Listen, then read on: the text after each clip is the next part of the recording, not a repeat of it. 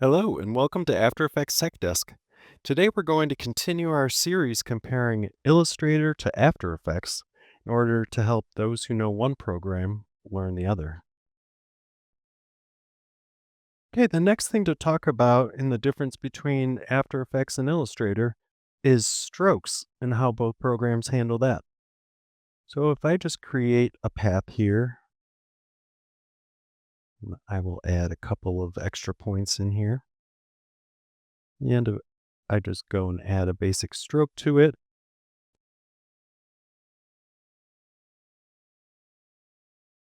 We have our stroke palette here.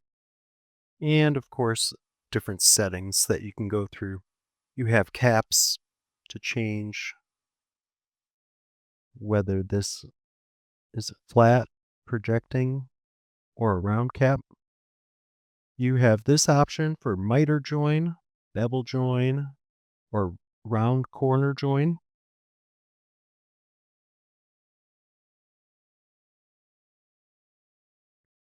And in some shapes, you also have the option to align the stroke, whether you want that to be on the outside, align stroke to the inside, or centered along the path.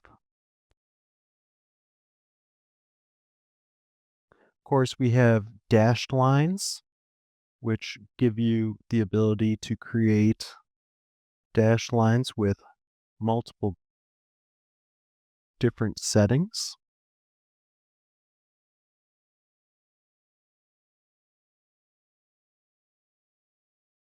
And then you also have the ability to give arrowheads to the ends of these lines along with the scale control. And then the last thing available is the profile, which can give you a thick to thin or any sort of variation.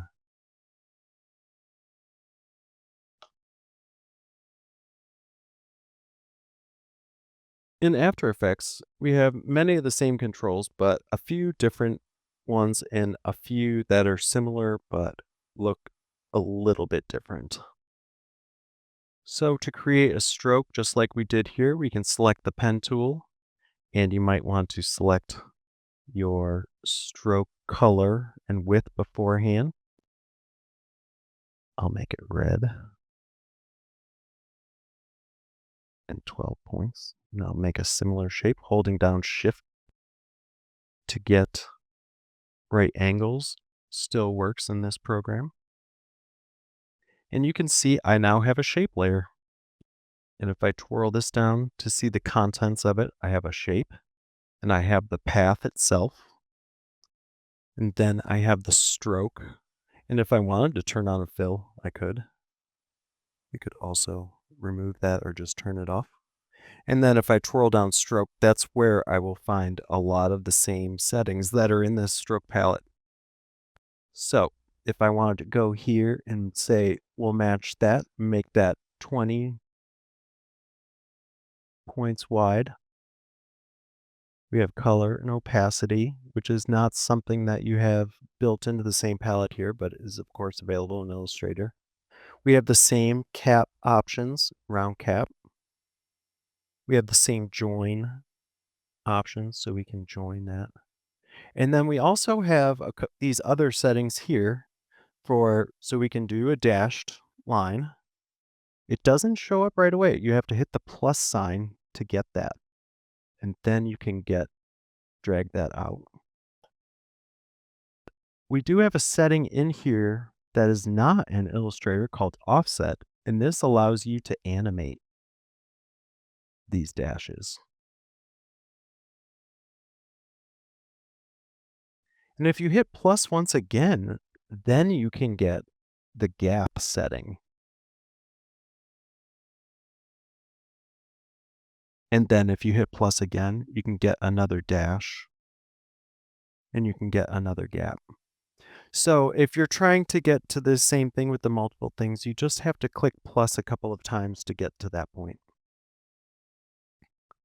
When it comes to the arrowheads, there really is not any equivalent inside of After Effects. You have to separate the two and create your own arrowhead and position it, or there's some other tricks if you're trying to animate it along the path, but that is beyond the scope of this video. To get something like profile, we can look at the taper option here, which gives you the ability to just squeeze the ends and thin those out so that you can get a little bit of that profile. You don't have quite as much control in that you're not using a shape to drive that, but you can get similar, and you can also drive some of the beginnings and also use the ease amount to help really dial in your shape.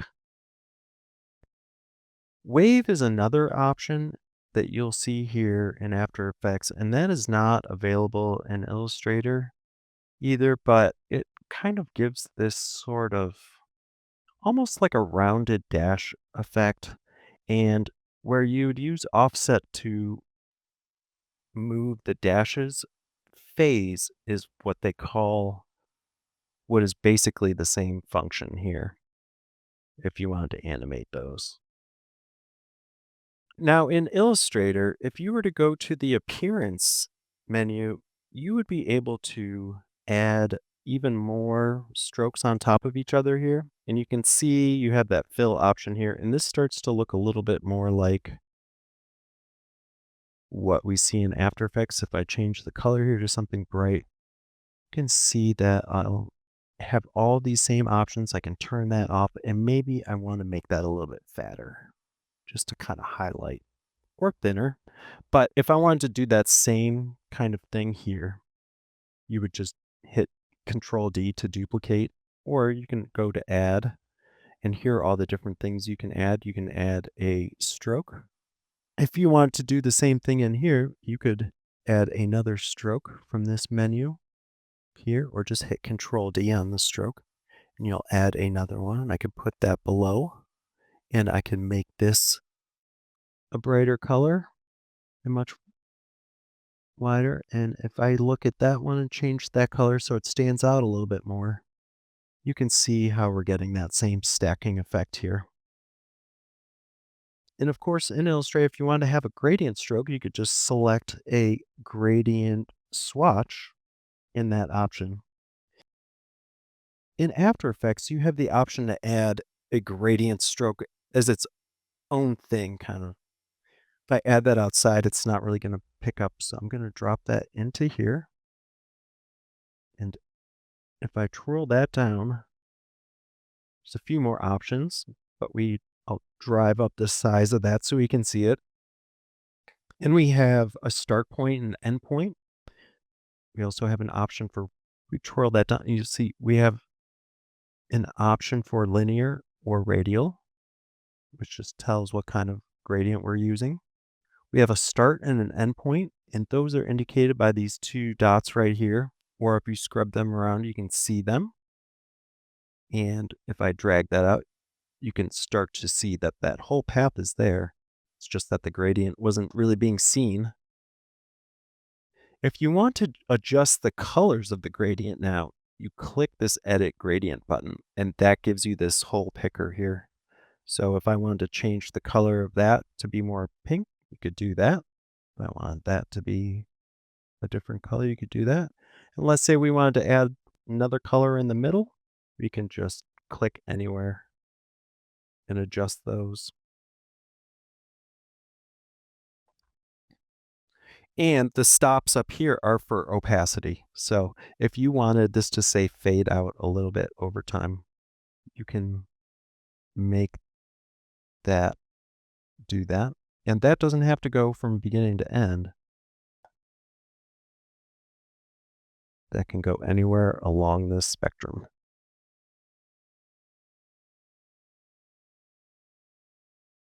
And if you were to go back now that we have all these colors here and look at what that looks like as a radial,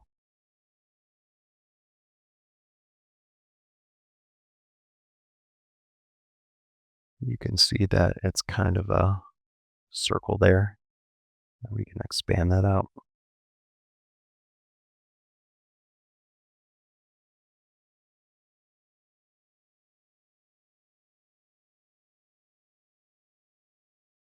There is one more way to add strokes in After Effects, which doesn't really exist in Illustrator and it is more like a Photoshop attribute, which is layer styles. So if I have this selected, this layer, any layer, and I come down to the layer menu, and when I go to the layer menu and come down to layer styles, you'll see those same options that you have in Photoshop.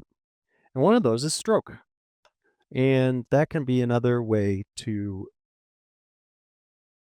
get a stroke around your whole object. One thing that you'll see is that inside the Illustrator stroke, when it was a closed path, we had these align stroke options, and that is not available in After Effects. However, if you use the layer styles, that is available. You'll see. So if that's something that you want to use, you might want to consider using layer styles for your stroke.